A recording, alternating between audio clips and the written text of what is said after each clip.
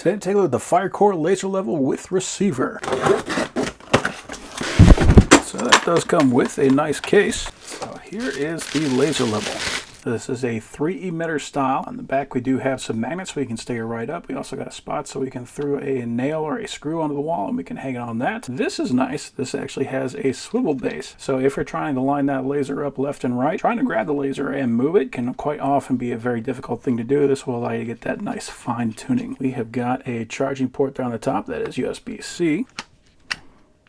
This was in the on position, so I think the battery is going to be dead on that. So that does come with a charging cable that is USB-A to USB-C, and that it comes with a charger. So that is USB-A, and it's kind of hard to read, but right there it says 100 to 240 volts, so it's good for international or domestic. That outputs 1 amp at 5 volts. Okay, we are now charging. It looks like we got 1 bar, so I'm just going to let that guy go. We also have our instructions, and that is for both the laser level and the receiver. We have got our reflector, so in the event that you are far away and you're having a hard time seeing that laser, maybe you're shining it on something that is difficult to see, we can just put this guy up. We've got some magnets there on the top, and we got some holes we can screw it down. But basically it's just going to provide us a nice reflective surface so that laser will bounce off of it and we can easily see it. However, that is kind of redundant since we have got this guy. So this is our receiver. Can't see we got a little spirit level there on the bottom, vertical spirit level right there, but this is going to have a sensor that is going to be able to see that laser when it's in pulse mode. So even when that laser is so far away it's difficult to see, which is especially true if you're working outside in the daylight. Quite often it can be difficult to see that laser from a distance. This will still be able to see things that you won't even be able to see with your naked eye. So you got a quarter 20 mount there on the back,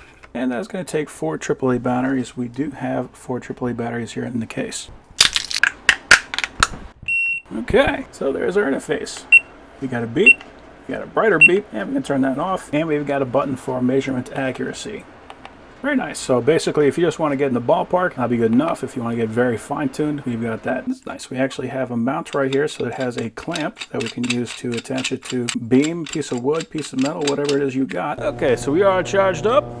And if we turn the guy on, we can see that it starts with the top emitter on. We got the vertical and horizontal button here, so if we tap that, now we got the front, now we got the side, and now we got all 3 all at once. Can also adjust the brightness, so that's this button right here. So here's high, here's medium, and there's low. And you can see they are all fairly bright, but high is definitely bright enough to see even across the room with all the lights on. So you can see right there, that is a laser. Even on a white wall, you can still see that laser in this room. And we have got a lot of lighting in this room.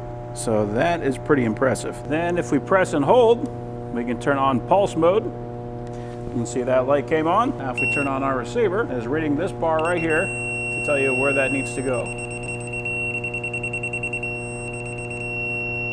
Pretty cool. We can also see that there are those cutouts right there, so we know exactly where that center line should be. So if we have to mark on the wall, we can do that right there. So we are at full brightness. So if you turn the pulse on, it is going to be turning those lasers on and off rapidly, so quicker than I can see, but it is going to make it slightly darker. So if you want the full brightness, turn the pulse mode off. Now if we take it like this and we move it a little bit, you can see the lights are going to flash. That's just going to let us know that it's not currently level. Now if we want to be able to move that and have the lasers on and not have it flash, we turn it off. I'm going to press and hold the power button right here.